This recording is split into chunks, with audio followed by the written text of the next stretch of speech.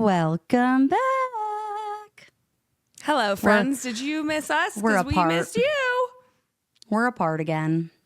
We're apart again, but I'm also not dying anymore. I was going to say Spencer is alive and well. Maybe Yes. not well, but alive. Maybe not well, we did go to the ER after we posted our So Saturday true. episode.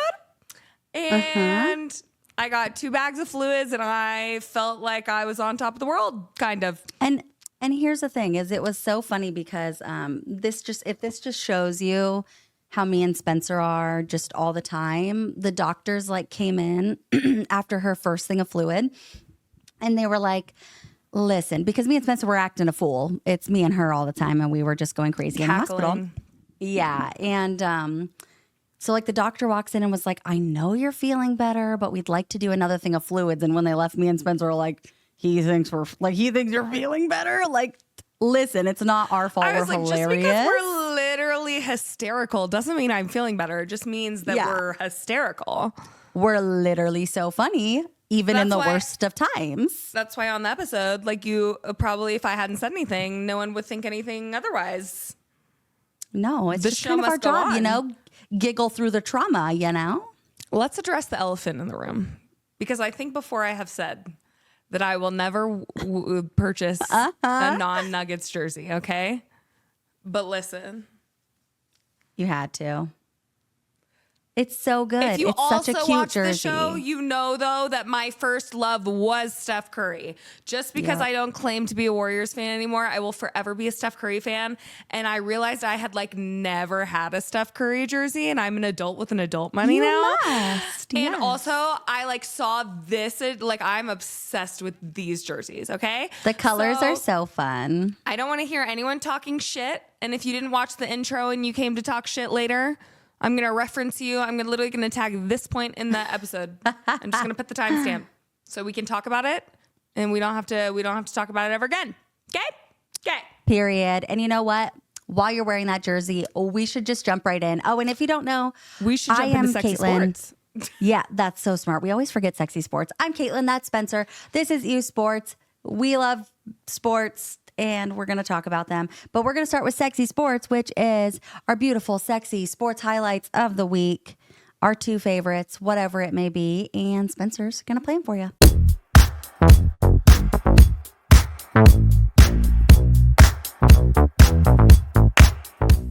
Okay, Bless guys. your So soul. this first one is, and also if you don't know me that well, you will learn that I love TJ McConnell and I wish he was a Nugget so dang bad. Yep. But this is a TJ McConnell steal for an Obi Toppin dunk from yesterday. And it's some sexy basketball. Okay, I love a good dunk. I-21 in the loss Friday to Miami. McConnell the steal. Lob it up. Throw it down with authority. Stop. And that steal was like the most perfect little pickpocket I have ever seen. He popped it right out. That Oliver was gorgeous. Twist. Oliver Twist. And the one-handed dunk. So good. And the next is the game ceiling, which, what a loser. Dyson Daniels only had like 4 blocks yesterday and no steals until Right, loser. the very end. Fox gets in. Fox And there's De'Aaron in the trying to corner. win it. Take it away. Boom. Daniels got the And just took it steal. away. And the Hawks have won the game. The And Hawks that have was, Won by 1 point.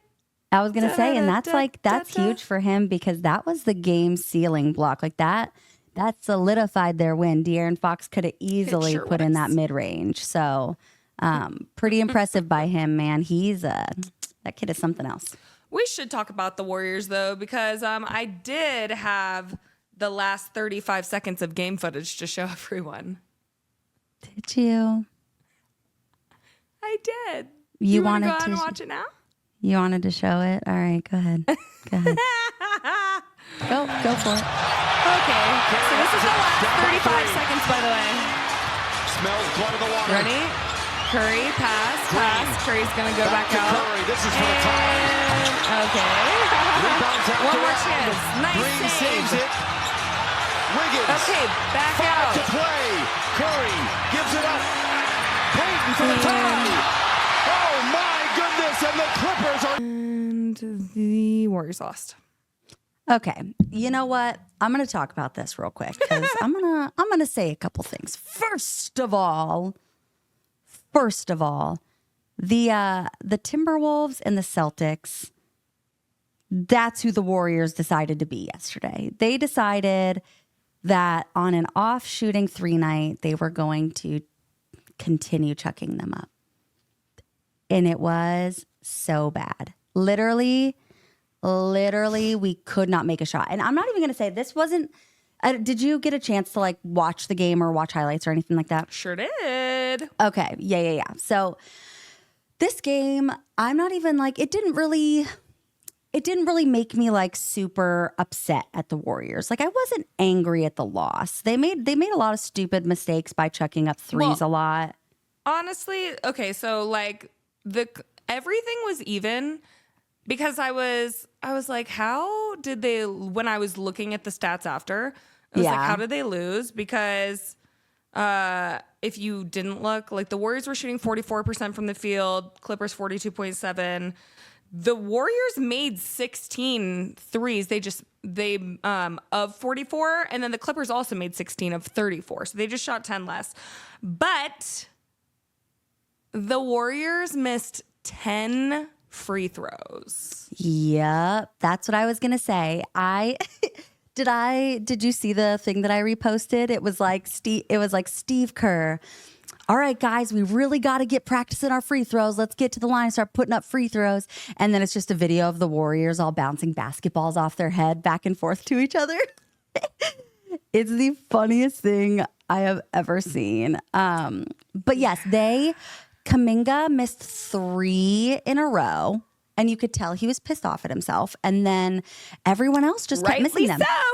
As he should be. Yes, I mean, if you think about it, just because like the free throws are not in gameplay, so like they're literally just free shots that they missed. If they would have even made half of those, we would have won the game. The game we would have won. Exactly. Yeah. Exactly, my darling. And you know, and you were talking about like the threes and everything like that. If I think you were on your way home when the Warriors game first started, and I think you had just gotten home when it was second, third quarter, maybe. Sure. Something around there. But I don't think you saw the first quarter, though, is what I was going to say, because the first quarter was the most disgusting thing I've ever seen in my life, Miss Ma'am. They could not make a shot. I saw the last half. I was going to say, that's what I thought. That's what I thought when you got home from the airport. So the first quarter of the Warriors game, we missed everything, including the free throws. Everything. And I kept telling Jason, I was like, all they need to do is drive. I don't know, like literally there's 16 threes. I'm not even joking. Like 14 of them came in the second half. Like literally they were making nothing, not a single thing, not a single shot. They were missing everything. And it's like, their defense was fine. Like, it's not like the Clippers were having like an exceptional scoring night or anything like that. They were making everything. Exactly. Yeah. And so there's nothing worse than when you're the team and then you're missing everything and the other team is making everything. It's just, that's exactly how it was. We came back and you know what? We only ended the first half down by 11. And at one point we were down by like 15, maybe even 17. And so it was like getting worse and worse. So we only ended the half by 11 and we only lost the game by 3. And so given the circumstances, I'm not super pissed off at it, but I literally, if they do not sit at the free throw line and only shoot free throws for the next 3 days, I'll be pissed off because that's literally what lost them the game. Their defense was fine. They were making great plays. They literally made more shots. Yes. The only reason is because in the free throw, like there wasn't even a disparity. It was just the fact that the Warriors missed their free throws. They missed so many. Yes. So like I was like, besides like the first quarter and a half of the Warriors literally missing so many shots, like Steph didn't start making shots literally until the second half. He finally came out in the third quarter and they were like, oh, there's Steph Curry. And I'm like, thank you, Jesus. Thank God. Thank God. Literally. And so they didn't really start making shots till the second half. So it was overall just a really bad like game for them, mostly in the free throw department and then in the first half shooting. But the Clippers looked great. Norman Powell, I'm getting tired of you. I'm over you averaging 23 this season and coming out of nowhere. Literally. I wanted, it's unfair. Before we moved on to the Clippers, I just had what has happened to Brandin Podziemski? I don't know. He was 0 for 4. Yeah. And missed 2 free throws. He made 1. So he had 1 point. Yeah.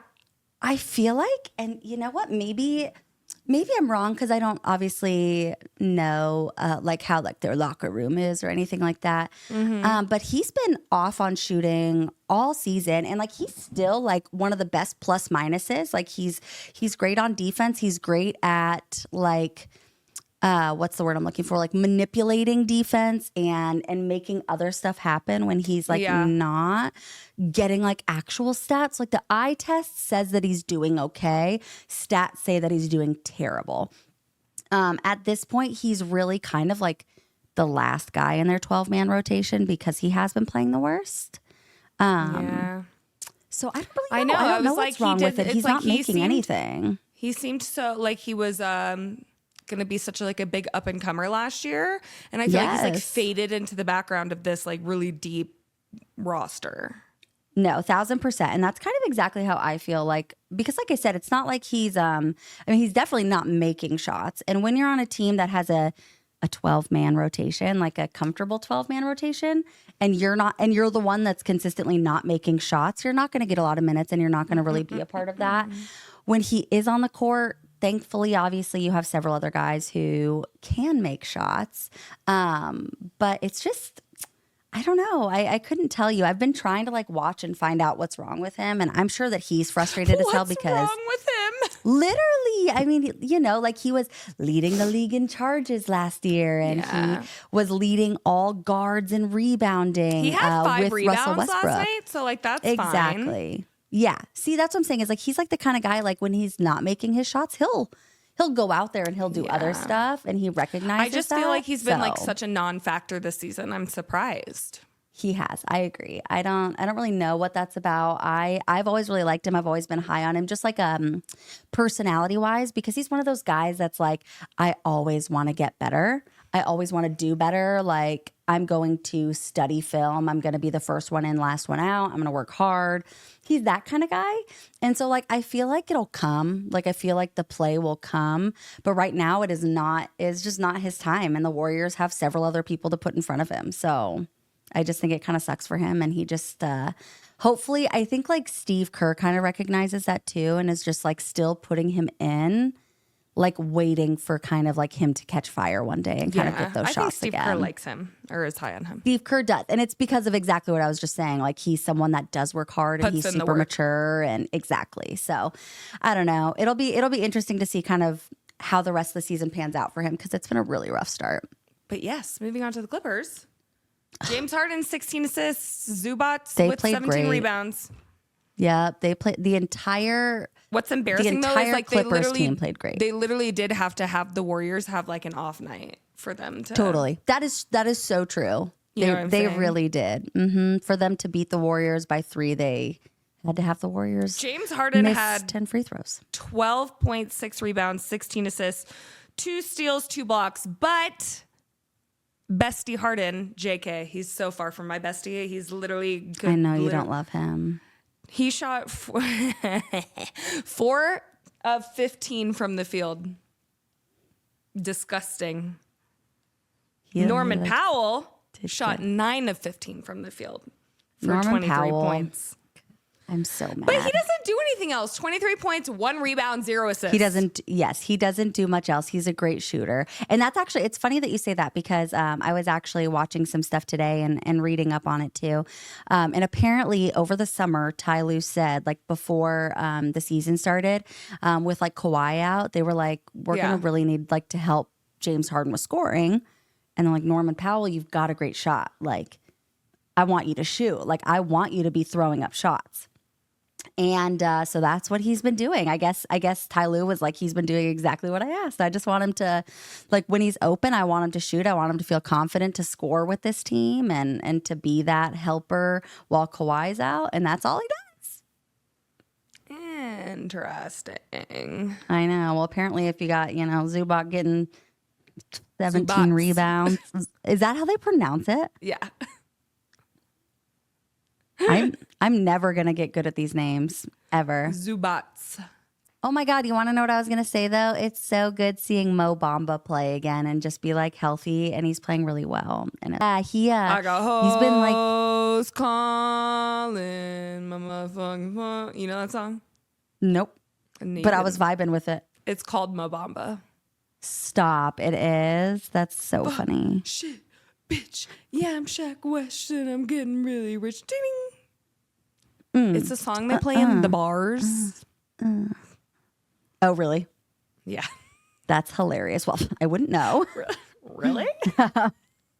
Wouldn't know. Not me. Me went to my first bar in March. Magic beat the Suns minus Paolo. And the Magic without Paolo are actually on a 5-game winning streak, which I love to see because they are. It's 5 in a row now? And they're setting up their team to just be in a really good position for when Paolo comes back. Yeah, Franz Wagner with 32 points. My guy's going Jesus. crazy. He's going crazy. He shot 50%. I know.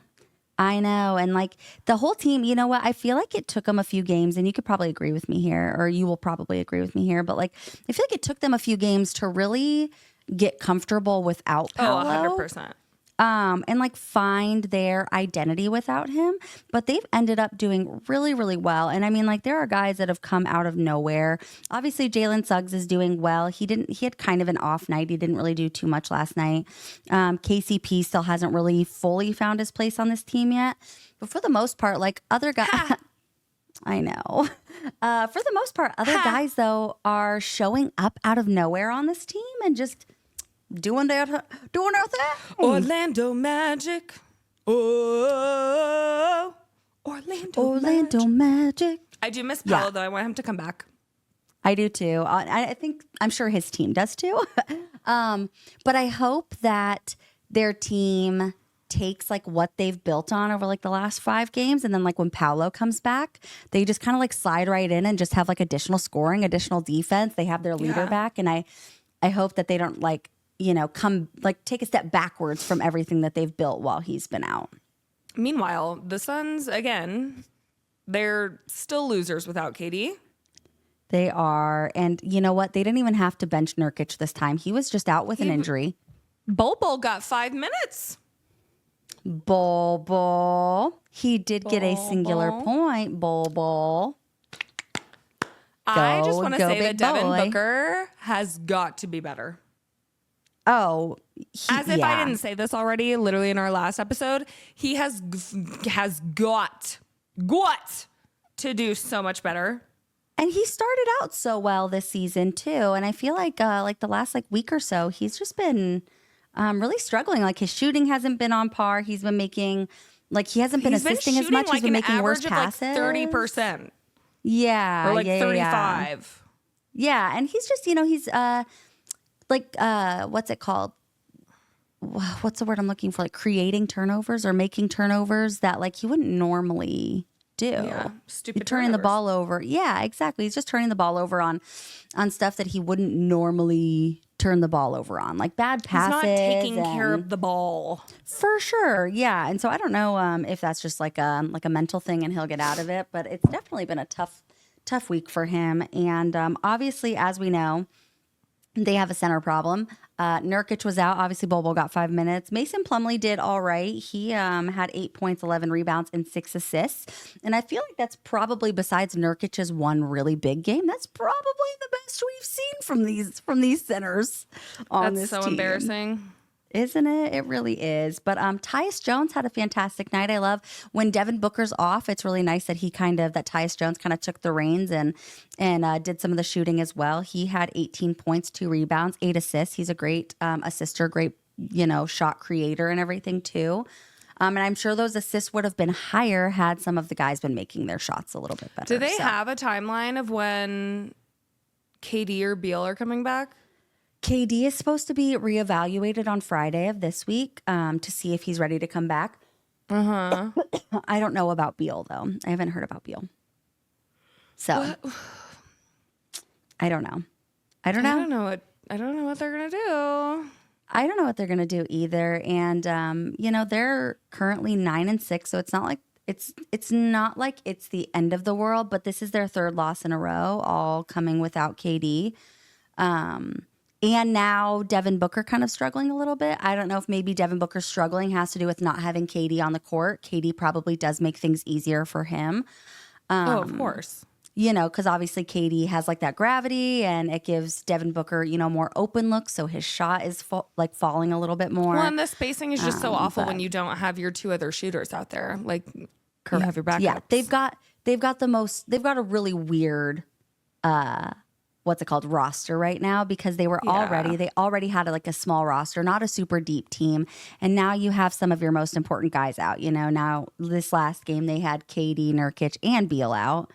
And so I'm like, you're playing with a totally different roster, with these guys that have maybe only played a couple games this year or have only played, 10 minutes in a game. Yeah. So you're kind of expecting a lot from them. I obviously assume when KD and Beal come back, they'll probably be back to the beginning of the season Suns, but they're definitely struggling currently. Moving on to another team that can't win. Which one? The Nuggets. The Denver Nuggets. Oh, guys, if you can, our silence is loud. Listen here. If you are putting up 40 points in the past 5 games, I don't give a single flying fuck if you fly to New York. But if you fly to New York for a UFC fight after shooting 30% and then you do it again the day after, I'm on your ass. Yeah. Because what are you doing? And you know what? Tell us you don't care about winning these games without telling us you don't care about winning these games. Thank you. And I think my thing is that bugs me because I get people having off nights, people playing like crap sometimes, but if they're at least trying and playing hard, the Warriors played like ass. Literally that first half yesterday, they played awful, but the entire time they were putting in work. They kept that same pace. They were playing hard, they were working hard. I have not seen that from the Nuggets. At all, especially Jamal Murray. Jamal just looks like he does not want to be there. And I think that's what bugs me the most is that if he was working super hard and just having an off shooting night or whatever it may be, and then he decided to go to a UFC fight. Bestie, he's had an off shooting night since the season started. Last year. Since last year. Yeah, no, I know. That's what I'm saying is if I'm talking about any other player, if you're someone else and you're just having an off shooting night and then you're going to go to a UFC fight the next day and then you come back and then you're still having an off shooting night, but you're trying, that's one thing. But you've been playing consistently bad all season and you're walking during games, you're jogging during games, you are playing so horribly, you're making stupid plays, you're acting like you don't care. Literally body language on him screams, I could not give an F about this game right now. When Nikola Jokic and Aaron Gordon are out, you better be shooting the lights out, okay? And just care about the game. You are now the leader. Jokic is gone. You're supposed to be the number 2. You. Personal foul on you. Because what the heck?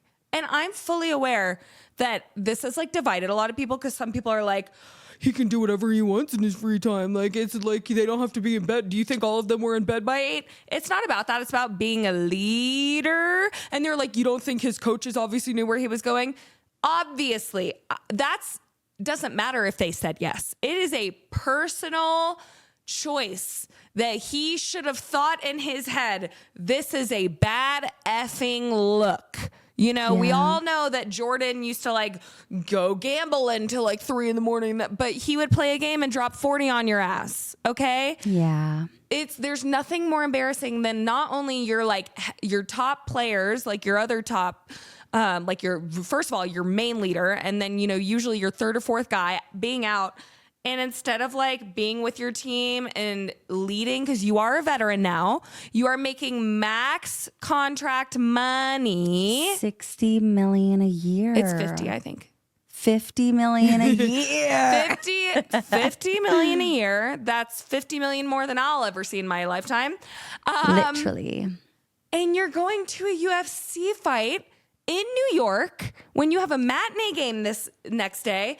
I'm assuming you're not leaving New York until like 1 a.m, 2 a.m. And I'm assuming you're getting to Memphis. That's like a 3-hour flight, 2.5-hour flight. You're getting there at 4 a.m. So sorry. And then you proceed to show up and play like ass. Okay. I'm not here for it. And I'm not here for people think defending it either.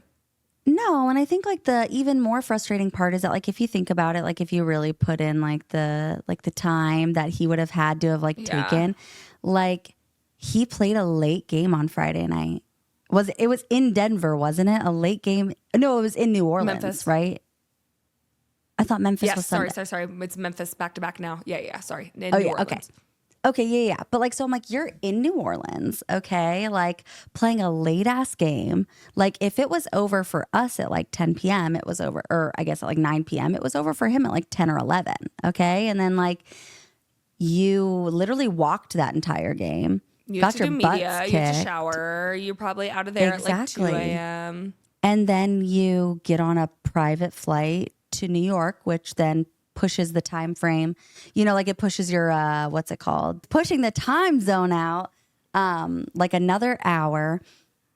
And then you're spending the entire day doing crazy stuff, going to a UFC fight, hanging out there all night, again after you could not have given two shits about your game last night. And then you're just playing around all day and going to this UFC fight, and then you're in New York, and then you have to get on a flight in the middle of the night in New York and go down to Memphis and then play at 4 p.m. I'm like, so many and then you people just too, play another game like you didn't care. So many people too were like, well, like he loves UFC. Like he's probably been planning this. Sucks. You're in season. There's so much shit that people miss during season. People miss literally like birthdays and all like all this other thing. And like weddings are planned around this. Like, I'm so sorry you didn't get to go to your UFC fight after you just had like 5 days off, dude. Like, really? You signed a contract. You signed a contract. If he's playing on fire, I'd be like, Jamal deserves it. You know what I'm saying? Like Take his your head's time in the game. off. Yeah. His head's in the game. He's being a great second option, especially with Jokic out for personal reasons. But he's not, okay? So, like, this is why. And, like, I guess, like, a double standard. I don't care. Like, he's not playing great, so he doesn't deserve to go have fun. I don't care. It's just, it's such a bad look. And it's such a bad look for the young guys, in my opinion, too. Like, he's not playing great, but he's Jamal Murray, so, like, he gets to go to the UFC fight while they're all in the hotel by 10. Yeah, well, and it's like lead by example. Like, you need to be setting that example for your guys. Even if the coaches said yes, lead by example, or don't get seen at the UFC fight. Like, I literally, and what's worse is I made a joke. It was frustrating. I literally made a joke on the night of the Paul Tyson fight because I remember you were so like, better not see Jamal there. And I was like, I better not see his ass like catching a private flight like over to Dallas real quick right after the game he just played. And then the next night he pops out in New York. I was like, of course. This is so silly. Yeah, the Nuggets cannot win without Nikola Jokic. I don't know. What's worse is the fact that they beat the record for the best offensive rating, you know, on the floor with a player with Nikola Jokic. Yeah. And then they also beat the record for the worst offensive rating without Nikola Jokic on the floor. I'm so dead. They are playing like a literal lottery team. Oh no, I'm not even joking. Like, it literally seems like they forget how to play basketball when Nikola Jokic is not on the court. They do. I don't even know what to do because Jamal Murray's just been playing so bad. And I'm like, it's the fact that we literally like are giving a guy $50 million that's like literally never reached an All-Star game, and like he's not gonna make one this game. No, there's no way he gets an I would All-Star say literally appearance this the year. only bright side has been Dario Saric getting a little more comfortability. He had a double-double, 10 points, 10 rebounds. I was going to say, and he looks good, and he looks a lot more comfortable getting these extra minutes. We needed a guy getting extra rebounds. Julian Strother shot 46.2%. He had 19 points, more than our I'm $50 so million. proud of him. Yeah, and then The young Christian guys Brown, are getting comfortable too. Christian Brown, 13 points, 4 rebounds, 4 assists. It's like the person that's worst are our starters. Is your max contract guy? Guys, because even Porter had 10 Oh, points. he is. That's so unacceptable. True. Your literal second option and third and fourth, depending on the day, but third without Aaron Gordon there and second without Nikola Jokic there. Your first and second option that are making $30 and $50 million a year are doing less work, putting in less work than your young guys. And I think like that's like the most frustrating part is like they look like they don't want to be there. Like, And and I that's like the stuff that makes me mad. I literally feel like because Jokic is out again tonight, and I literally feel like he should just sit on the bench until they figure how to get a win without him. No, literally. Sorry, Jokic doesn't come in till you guys can win without him. Best of luck. Best of luck. We're waiting. Yeah, because Do better. it's embarrassing. And hopefully we get AG back soon too. And hopefully Jokic is happy with his tiny new baby and can come back and they can start winning. But like We're Nuggets not for sure need to if he had a baby, but we think that's what happened. I feel like, I feel like hopefully. No one, there's been no official announcement, but that's what everyone's come to the conclusion of. I hadn't seen Natalia at the game, which I was like, games, which I've like been to a lot this year. So I was like, I wonder if that has something to do with it, that she was pregnant. But I guess someone said that he doesn't want it being announced. So if that, so true. Apparently everything's fine with his family, but he is out for personal reasons. Period. But also, please come back. I'm begging. My eye's starting to twitch. Jokic, it's that time of year again. Please don't do this to me. He needs to save us. Oh, and another thriller the last night. I was texting Caitlin. I was like, there were kind of a lot of upsets. The Hawks won by 1. They won by 1. A win is a win is a win is a win. A win is a win. And I just want to, you know what, like, because I don't want to like discount the Hawks or not the Hawks. Yeah, I guess the Hawks. I don't want to discount the Hawks because they're not great, but they did have a really good game. They took advantage of a injured Kings team. The Kings were without DeMar DeRozan, Domantas Sabonis, and Malik Monk is still out, obviously. So they did have several good players that were out. That's an ouch. Yeah. So, I'm like, but good on the Hawks for taking advantage of that and doing what they could. I mean, literally, Trae Young shot horribly. He was like 1 for 7. But he took the shooting like crap. Literally. Yeah. But he took the shooting like crap and he decided to put it into assists. He had 19 assists, which I'm not a really big Trae Young fan. Again, when Spencer and I aren't really fans of people, it's really just that we're not fans of their game. And I just, I don't love the way that he plays. I feel like he plays what I like to call unethical basketball with like the foul grifting and just like you're trying to get points that you wouldn't normally get if you just shot the ball. And for me, I want to shout him out though, because we talk about this all the time. I love when people are sucking somewhere and they come out and they impact the game elsewhere. And 19 assists is fantastic for a point guard. I haven't seen him put up numbers like that in a really long time. 19 assists and only 5 turnovers. Yes, only 5 turnovers. Hey, 19 assists, that is great. He was a plus 15. He was 1 from 7 from the field and had 5 for 5 out of his free throws. But shout out to Dyson Daniels, man. 14 points, 8 rebounds, 4 assists, 4 blocks. I don't know why they didn't credit him with that, like a steal at the end. I think they counted it as a block. They did. Right? They called it a block because it ended up going out of bounds right after, and it was a blocked shot. I guess. I was gonna say, I guess De'Aaron Fox was technically going up with the ball at the time, and he got it out of bounds after. So they ended up calling it a block. But it's really funny because like I'm like watching the whole game and everything like that. And I'm like, Dyson Daniels, Mr. 6 steals a game, hasn't had a steal yet.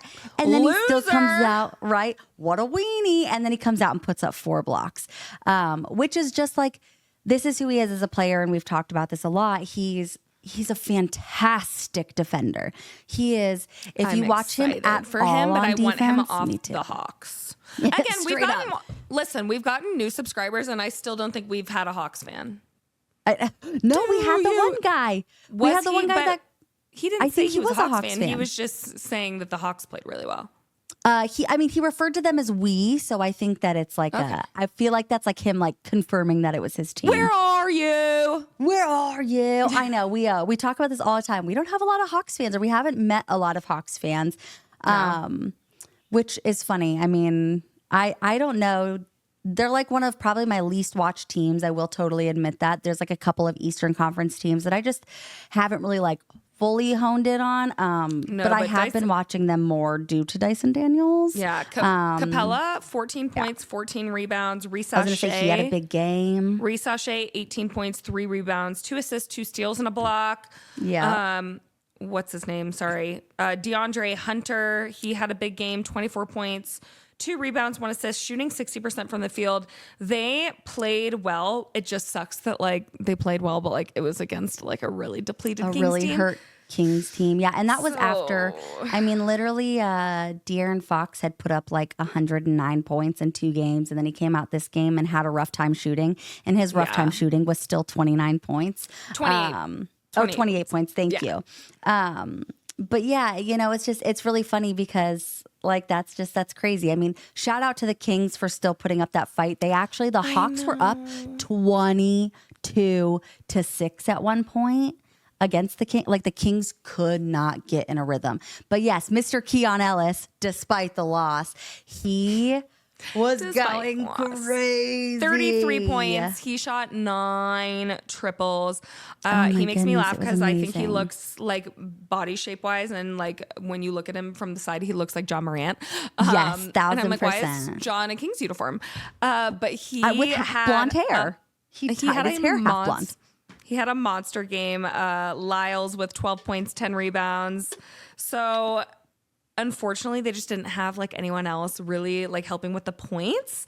Like Keon Ellis, 33, De'Aaron, 28. And then the next highest was Trey Lyles with 12. And then it was like 9, 8, 2, 8. So when you have Keegan Murray only shooting 3 for 9, making 1 for 3, he's like not even shooting that much. Yeah. 7 points. So, and you're out Domantas Sabonis, who's obviously a big part of their team, and Malik a big part of scoring, rebounding, rim protection. So, I mean, like I said, obviously, shout out to the Hawks for taking advantage of this hurt Kings team and getting a win where they can because they've been struggling this year.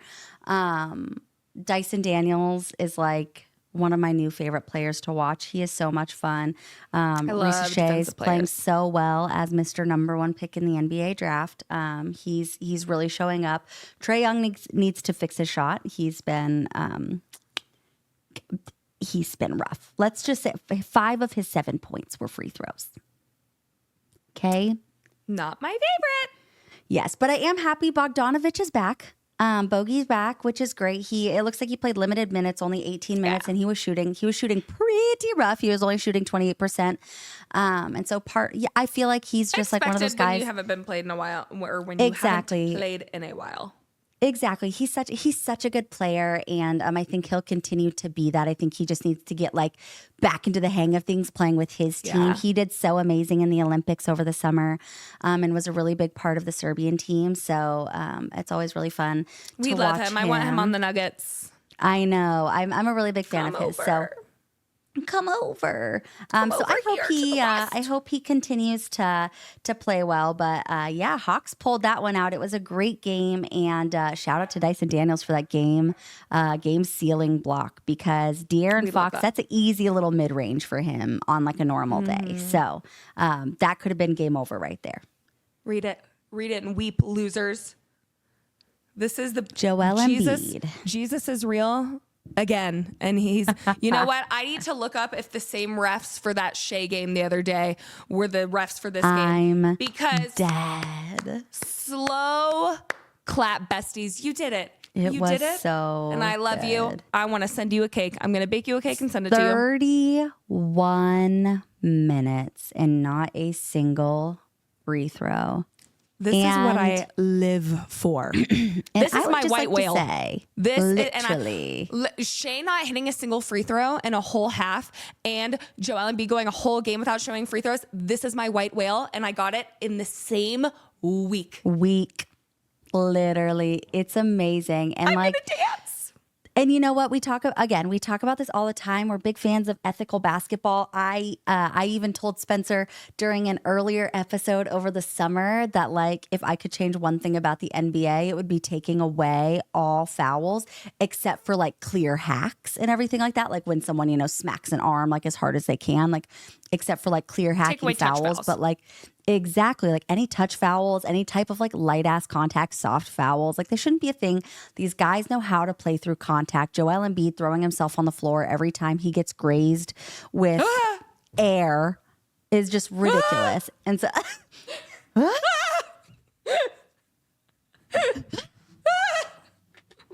I'm going down. I'm yelling I'm timber. yelling timber. You better move. You better dance. Jared. Jeremy Kane. Anyway, Joel Embiid had 0 free throws and ended with 11 points.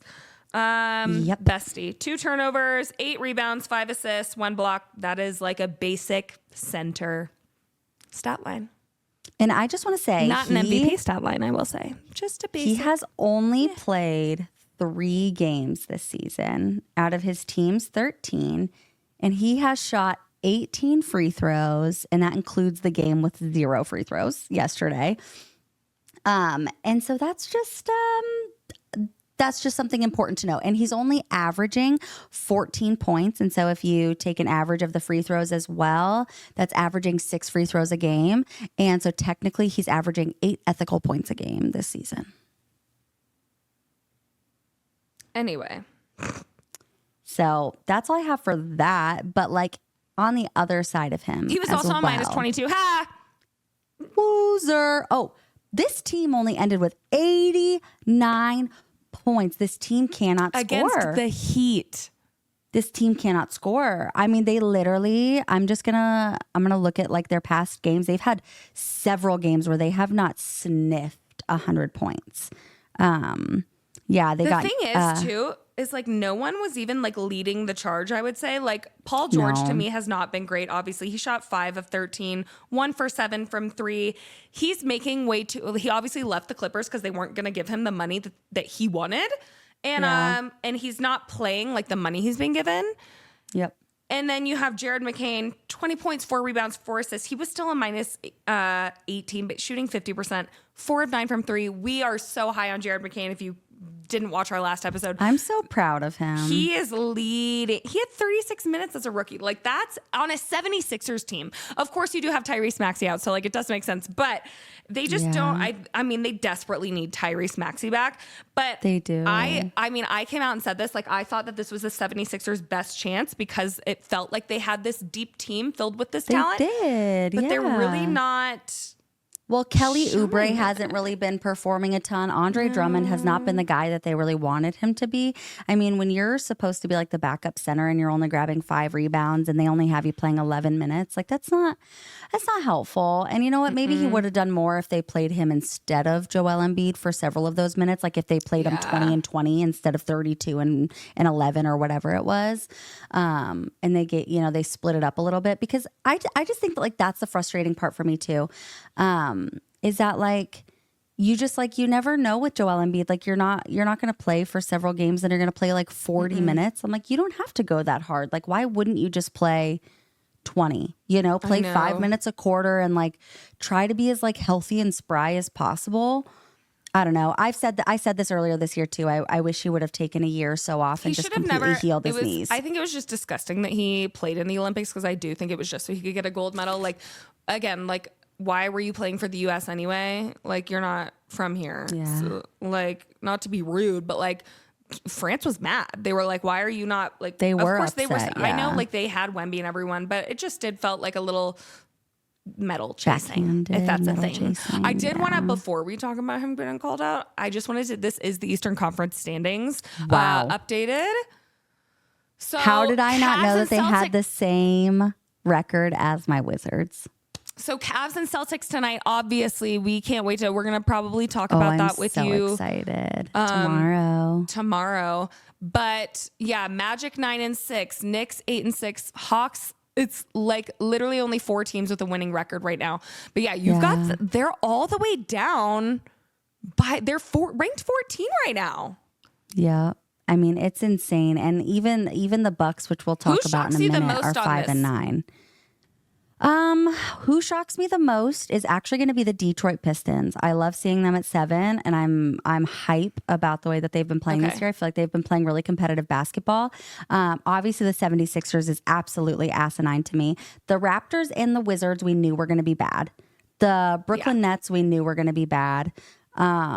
The Bucks and the 76ers being 12-14 right now is crazy to me. I mean, I both think of that's those the most teams. shocking, and I honestly think that the 15-0 is the most shocking for me with the Cavs.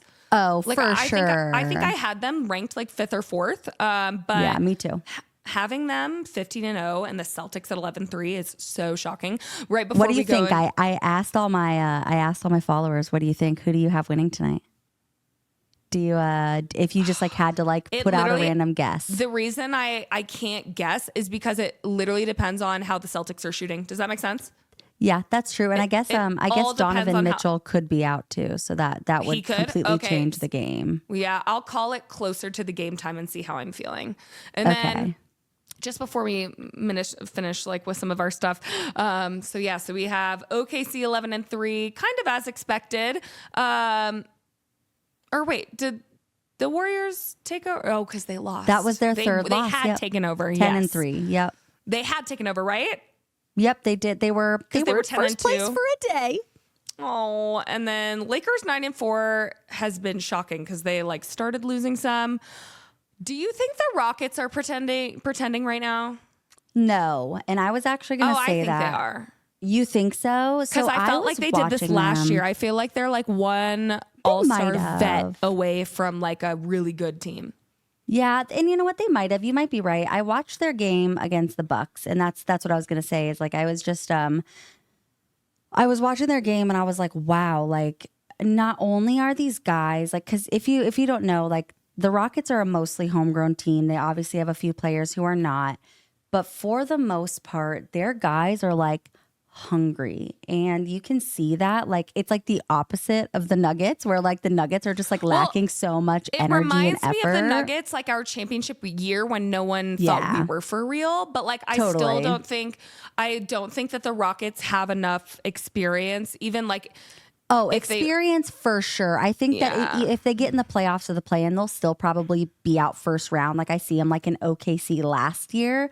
Like they're going to look really good during the regular season, but they're going up against an entire Western Conference who has a shit ton of playoff experience. And so I think that that'll kill them in the playoffs. But I do think that, like, I mean, I had these guys at 13, 12, 11, whatever it was. I had them even out of the play-in. And when I was watching them yesterday, like they just look healthy and athletic and young, and they're playing such good basketball. Like they play really well as a team. Like if you watch them, they play fantastic team defense, and they play really good offense as well. Like Fred VanVleet is a really great leader on the court, and Alperen Şengün is such a good almost like anchor to their front court and everything.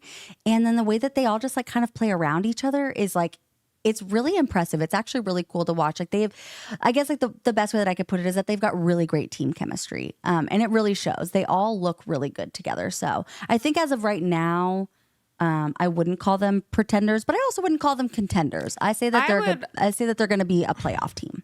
You think they're going to be in the play-in? Maybe. Yeah. If they start dropping, if the Suns start winning and Nuggets start winning again, yeah. Who do you think from the bottom, like 11 through 15? Like who do you like? Obviously, the Mavs are going to have to take it, but who do you think is dropping from the play-in? You think it's the Clippers? I think so. Clippers or Kings? Yeah. I mean, I really like the Kings.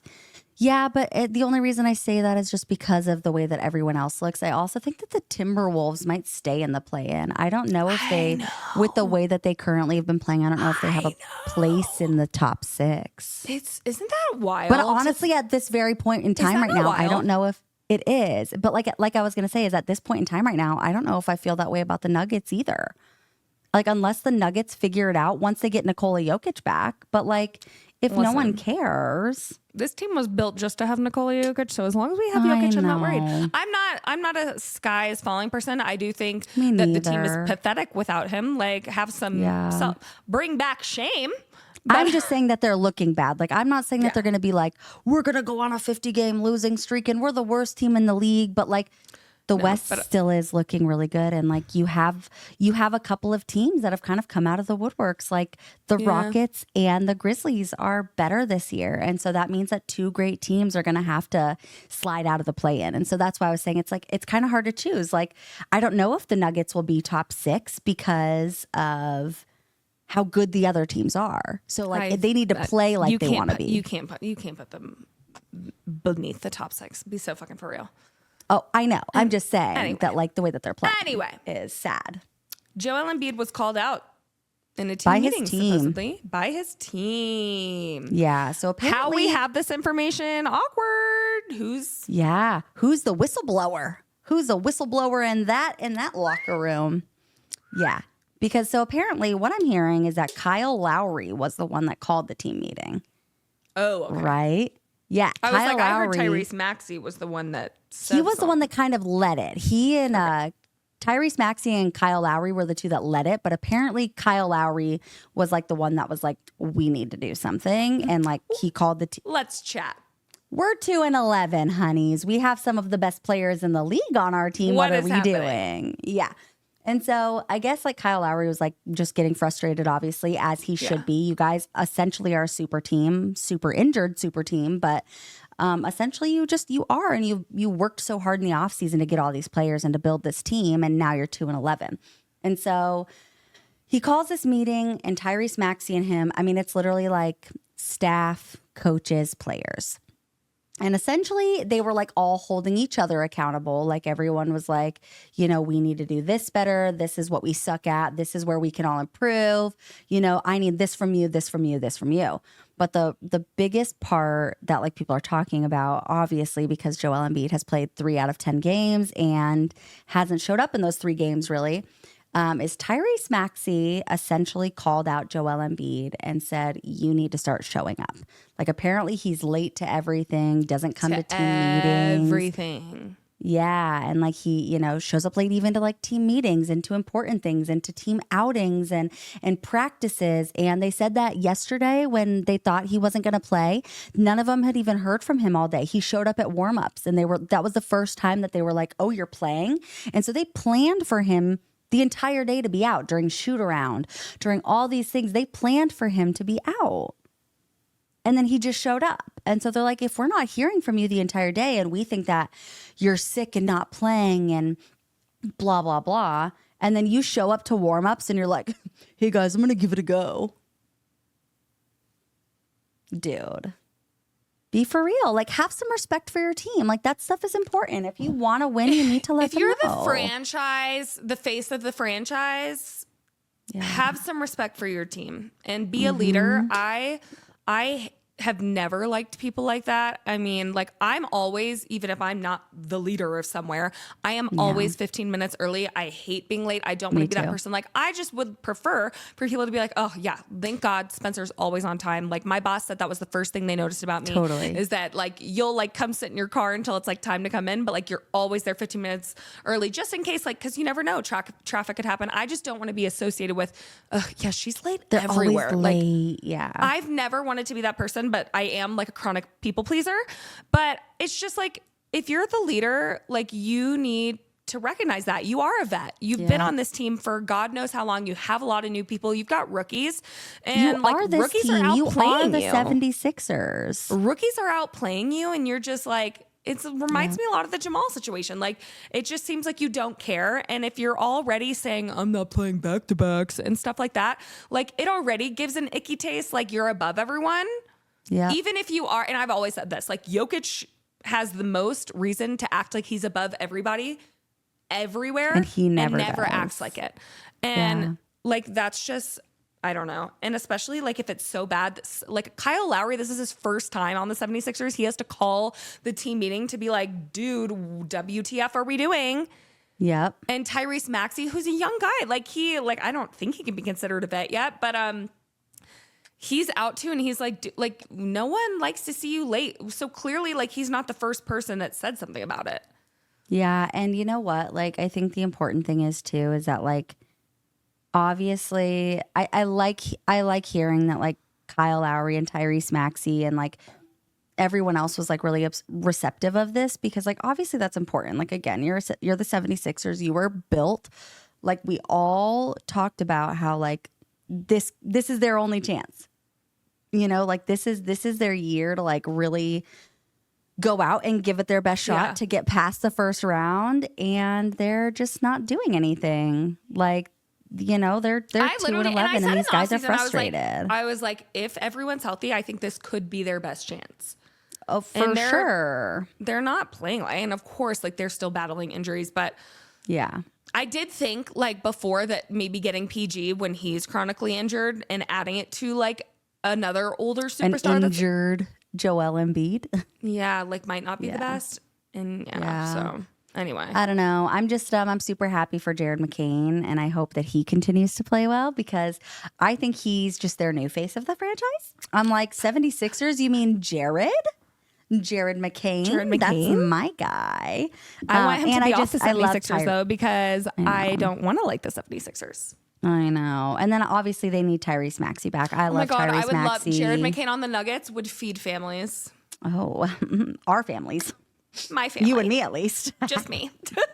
And then last thing before we do some magic ball takes, Bucks beat Rockets by 1. But the question is, was he out of bounds? So basically, in the last 20 seconds, Giannis kicked his leg out at Fred VanVleet on his drive, had a foot out of bounds when he caught the pass after the block. That's what everyone's talking about. And then he set an illegal screen right in front of the ref for Dame for the game winner. Wow. Okay, but you'll see him kick his lead against Giannis. Crosses over, shovel pass, and count. Giannis gets the block. Oh, but okay, here's where I saw the foot out right there. Sorry, guys. Go back. So his foot is obviously out of bounds. It's very clearly out of bounds. Very egregiously out of bounds. And then, you know, he takes it up. And then, let me turn the sound down a little bit. Game-saving block by Giannis. Final few seconds. No timeout and illegal screen. Awesome. Good job, refs. Awesome. And you want to know what's funny too, is that this is the third game just this week that has had a game winner with a missed call right before the game winner that would have impacted. Yes, because and I'm all before I get into the game, because I have something to say about this game. I know I talked a little bit about the Rockets, but I have something to say about the Bucks. Yeah, Julius Randle and Jason Tatum both had game-winning threes like at the buzzer this past week too, and both of them had traveled before their game-winning shot, and the refs missed those as well. So this is now 3 game winners that have been decided by missed calls, essentially. So I think that's very interesting. I bet you the refs will be having some meetings. But either way, conversations. Did you get a chance to like watch like the whole game of this one? I didn't get to watch the whole game, but I watched a little bit of it. Okay, so I watched chunks of it, like big chunks of it, because that's what I was saying, is I was watching the Rockets and everything like that. But first of all, the end of the game, the Bucks went on a 9-2 run to tie the game and win. Like the Rockets were up by like 8 with like 2 minutes left in the game, and then the Bucks went on a 9-2 run to win. But what's it called? Brook Lopez, my guy. He's so good. He looked. I was telling Jason, he looked like a 28-year-old, like spry ass, athletic. Like he shot 73%. I know he was 11 for 15. He was draining logo threes, Spencer. 0 free throws. He had I 1 know. free throw attempt and missed it. 5 threes made. 2 of them 27 are from points, the logo. 10 rebounds. 2 of Double-double. them are from the logo. I was like, do you Brooke think Lopez. maybe? Do you think maybe he'd want to come be a backup for the Nuggets? No, but we could ask. No. We don't. But we could ask him. Dude, he looked amazing. I was watching him and I was like, this is probably like one of the best Brooke Lopez games that I have ever watched. I literally put Brooke Lopez looked spry. I don't even know what that means, but it felt right. Like he was dunking on people. He had 5 threes made, 3 steals, 4 blocks. 3 players with double doubles. Giannis had 20 points, 13 rebounds. Dame had 18 points with 10 assists. He's not been shooting great still. He was 6 for 18. Yeah. 33%. But so my question to you is, yeah. do you think that those 3 need to have like perfect games in order for the Bucks to win? Because they have 3 guys with monster games and they beat the Rockets by 1. I think they need one more person. So would it be just like Chris Middleton coming back? Is that like what's going to help them? I mean, I think like he's such a huge part of their team. They have so many people that are out. He really is. I know. They're definitely an injured team. Obviously, we all know how I feel about their coach and everything like that. But I needed to shout out Brooke Lopez. When I was watching that game, I was like, you know what, like Dame is really fun to watch when he's shooting really well, and the Bucks are fun to watch just like in general. They're like such a good just like team when they're whole, I should say. Like they play all really well together. They've had the same team for like a long time. But yeah, I was like, I'm sorry, Brooke Lopez, are you in your prime? Are you 27 years old and just the most athletic man I've ever seen? It was just so fun to watch. I like 35, 34, 36. Yeah. I know. Disgusting. No, he was literally posterizing people and dropping logo threes. I was like, Brooke Lopez, who the hell He's such are an oddie you? body, if that makes sense. He's just built a little funny, but yeah, he's great. He's one of those guys that like kind of is like lanky and runs around funky. Like he's the only person doesn't I look think like an I athlete. like on that team. But Giannis has been playing great. Dame has not. And I wonder if half the reason is because Dame doesn't want to be there. Yeah. Attitude is so much. Attitude is everything. Games. Let's do some Magic 8 Ball takes though before we leave you guys. You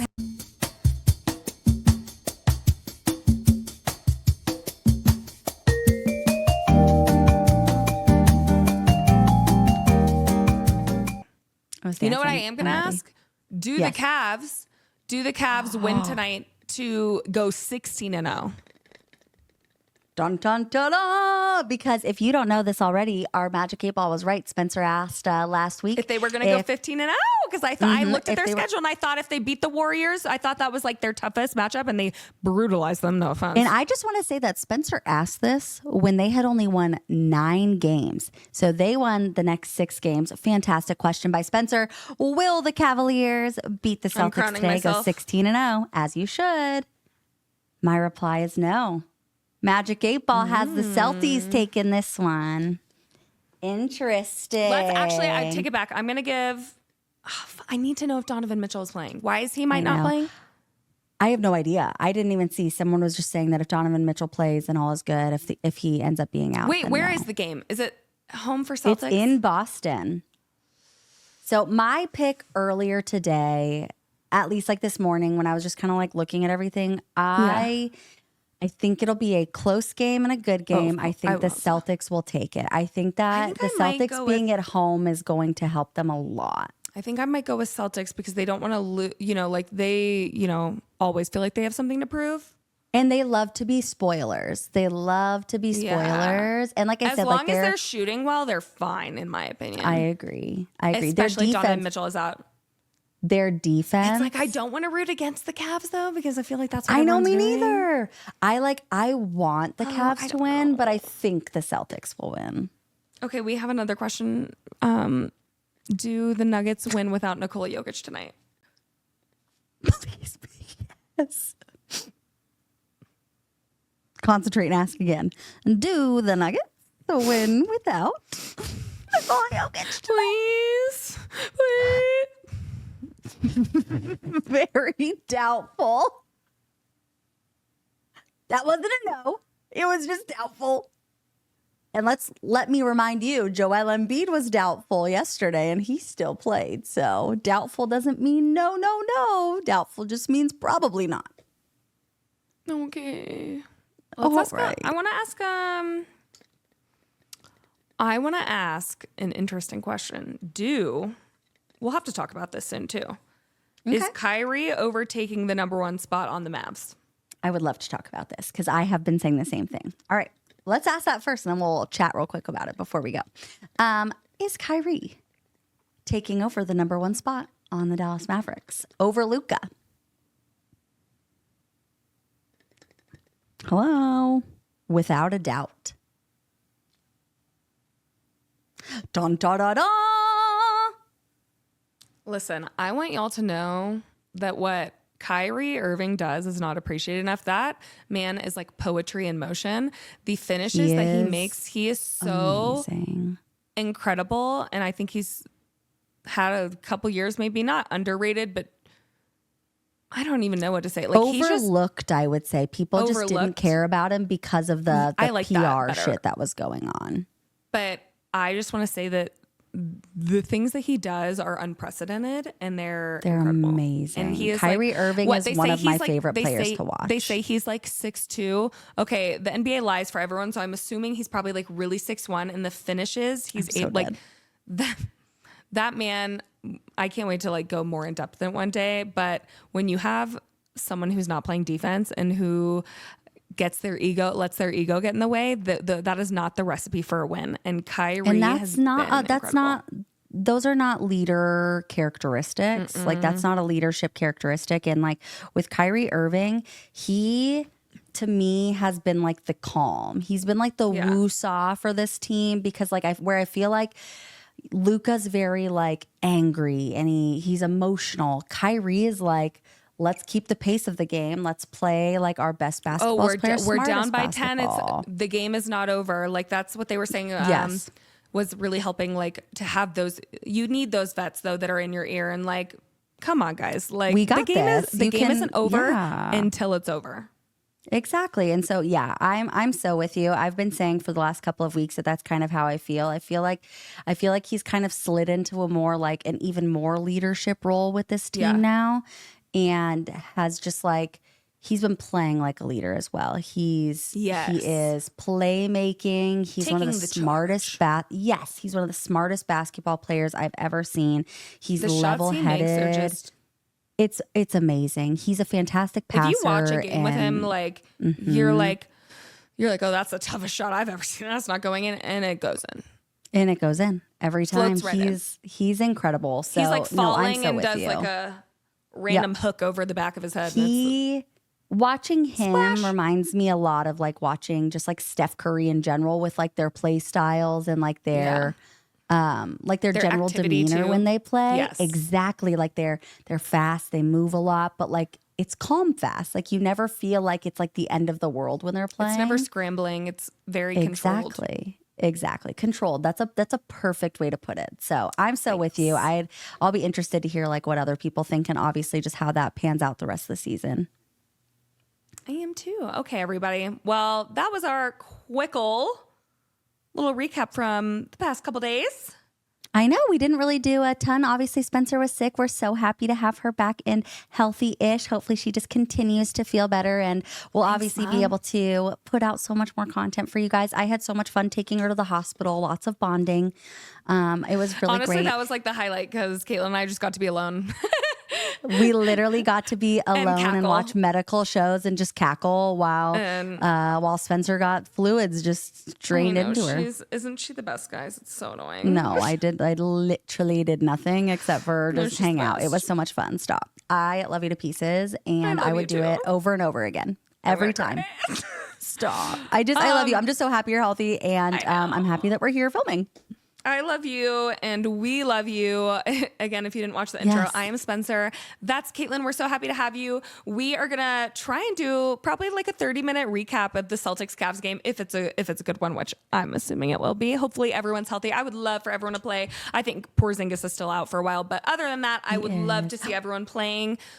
What? I think he's, they said that he has, Porzingis, now that you mentioned that, this is so random. Yeah. They said that he's made it to the next stage in his recovery and he's coming back soon. That he's like nice. finally kind of like starting to work on like the Love. ramp up process. So that'll be cool for the slay. Celtics. I know. Yes. Yeah, but either way, if you haven't already, like, comment, subscribe. If you're not subscribed, hit the subscribe button. Hit the little dingy bell that tells you when we post. We usually Like our post a few of these videos every week. so other people get to watch them, comment them because we love to talk to you. Follow us on all our socials and we can talk to you even more. And you can see how crazy I am with basketball during season. We do have merch. We have some fun merch for everybody. And It's Christmas time. Get your friends some Use sports sports merch. cute little crops, baby tees or regular tees. Who cares? Hats. I don't know. Tanks we have for the guys, gals, theys, and gays, baby. Anyone and everybody. everyone. Anyway, we will probably 99% talk to you tomorrow, and we hope you have a wonderful day. Love you, miss you, bye. Love you, miss you. Bye.